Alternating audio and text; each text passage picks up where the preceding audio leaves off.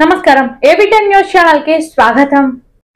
అటల్ బిహారీ వాజ్పేయి గారి జన్మదినాన్ని పురస్కరించుకుని తిరుమలగిరి మండలము తుంగతుర్తి నియోజకవర్గంలో ఘనంగా జయంతి ఉత్సవాలు ఏర్పాటు చేయడం జరిగింది.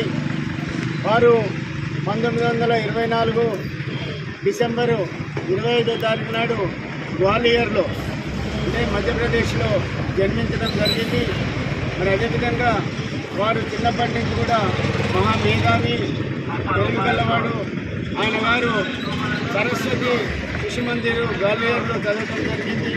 ఆయన తర్వాత ఒక పొలిటికల్లో ఎంఏ పట్టా చేయడం జరిగింది. పట్టా పుచ్చుకున్న తర్వాత 1951లో క్విట్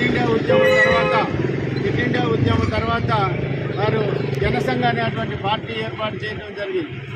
ఆ జనసంఘ అనేటువంటి పార్టీ ఏర్పాటు చేసిన తర్వాత ఆ జనసంఘంలో పోరాడి మరి అప్పటి నుంచి కూడా ఉద్యమాలను చేపట్టి మరి వీరు 1977లో ప్రధానమంత్రిగా చేపట్టడం జరిగింది.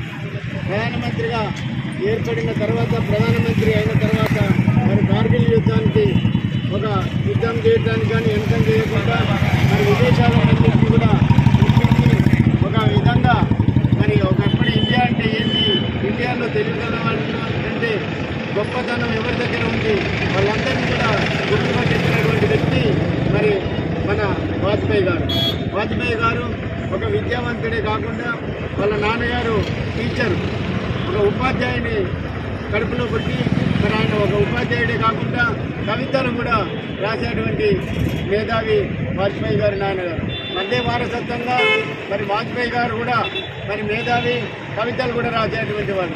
ఆ కవితలలో తాజ్మహల్, మన వాజ్పేయి గారు రాసినటువంటి మొట్టమొదటి కవిత ఏంటంటే తాజ్మహల్ అంటే ఉన్నత శిఖరాలు ఎక్కేటువంటి ఒక గుర్తింపుతో దాని మీద ఒకటి రాసి, తాజ్మహల్ అంటే మనం ఎంత ఉన్నత స్థాయికి ఎదుగుతామో అంత కింది వాళ్ళని కూడా అదేవిధంగా చూసుకోవాలి. ఎప్పుడైతే శిఖరాలకు ఎక్కినప్పుడు అందరూ పబ్లిక్ దూరం అవుతారు, దూరం కాకుండా ఉండాలనేటువంటి తాత్పర్యాన్ని దాంట్లో పొందుపరచడం అనేది జరిగింది. ఆ తాత్పర్యాలు ఏంటి అని అంటే మనం ఎంత ఉన్నత శిఖరాలకు ఎక్కినా కూడా మన సమాజాన్ని, మన యొక్క మన ఏ స్టేజ్ నుంచి వచ్చిన వాళ్ళని గుర్తుంచుకోవాలనేటువంటి ఆ అర్థం ఇచ్చే విధంగా ఆ తాజ్మహల్ అనేటువంటి కవితలలో పొందుపరచడం అనేది జరిగింది. అదే కాకుండా తన భాషను, తన యాసను ఎక్కడనైనా మర్చిపోకుండా ఉండాలని మరి ఆయనకు ప్రధానమంత్రిగా ఉన్నప్పుడు ఐక్యరాజ్య సమితిలో మాట్లాడేటువంటి ఒక సందర్భంలో మరి తను స్వచ్ఛంగా ఆయనకున్నటువంటి భాషలలో ఆంగ్ల భాష కానీ మరి హిందీ కానీ మన వాజ్పేయి గారు మరి అట్లాంటి సందర్భంలో ఐక్యరాజ్య సమితి అంటే అందరూ ఆంగ్ల భాషలో మాట్లాడేటువంటి సందర్భంలో మరి ఇక్కడ మన వాజ్పేయి గారు ఏది నా స్వదేశీ భాష, నా భాషలోనే నేను మాట్లాడాలన్న ఉద్దేశంతో అనర్గళంగా హిందీలో తన సొంత భాష అయినటువంటి హిందీలో మాట్లాడి ప్రపంచ దేశాలన్నింటినీ కూడా మొబ్బరపరిచినటువంటి వ్యక్తి మరి అంత ఘనుడు మన వాజ్పేయి గారు. మరి అప్పుడు ప్రపంచ దేశాలల్లో అందరు ఇంగ్లీష్ మాట్లాడుతుంటే మరి వాజ్పేయి గారు ఇండియా మొత్తం కూడా హిందీలో మాట్లాడుతారా అని వాళ్ళందరూ కూడా ఆశ్చర్యపడినటువంటి సంఘటనలు జరిగింది. ఆ సంఘటనలలో ప్రపంచ దేశాలందరూ కూడా తెచ్చింది ఏంటంటే తన భాష మరి వేరే రాష్ట్రాల నుంచి వచ్చినటువంటి ప్రతినిధులందరితో అనర్గళంగా ఇంగ్లీష్లో మాట్లాడుతుంటాడు. మరి ఇంగ్లీష్ వచ్చిన తర్వాత హిందీలో ఎందుకు మాట్లాడవలసి వచ్చిందంటే తన స్వభాష, తన యొక్క మాతృభాషను మరవద్దు, మాతృదేశాన్ని మరవద్దు అనే ఉద్దేశంతో మరి ఈ విధంగా వాళ్ళందరికీ కూడా చెప్పడం జరిగింది.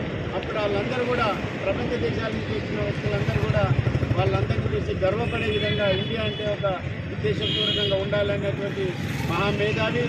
మరి ఆయనను మనం ఈరోజు ఇట్లాంటి జయంతులు యావత్ భారతదేశంలో కాకుండా విదేశాలలో కూడా మరి వాజ్పేయి గారి యొక్క జయంతి ఉత్సవాలు జరుపుకుంటున్నాం. కవి, మేధావి, ఉన్నత విద్యావంతుడు, తర్వాత ఒక మామూలుగా ఏది ఆయన భారత ప్రధానిగా ఉన్నప్పుడు చేయరాని విలువలు వాళ్ళు చేసేటువంటి అపూర్వమైనటువంటి ఏది మన పరిపాలన, రాజరికములు కాకుండా ప్రజలకు అందుబాటులో ఉన్నటువంటి పరిపాలన చేసినటువంటి వ్యక్తి మరి వాజ్పేయి గారని మరి ఆయనను మనం కోల్పోవటం చాలా విచారకరం.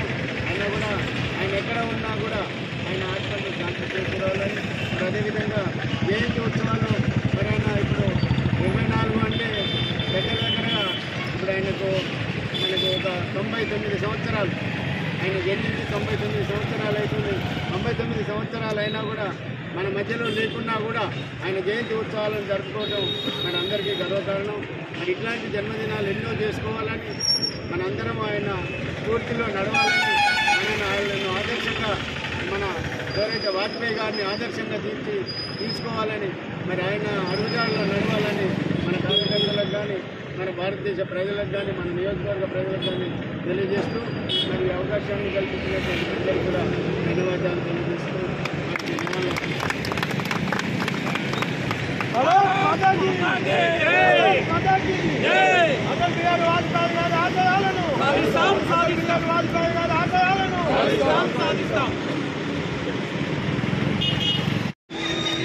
సార్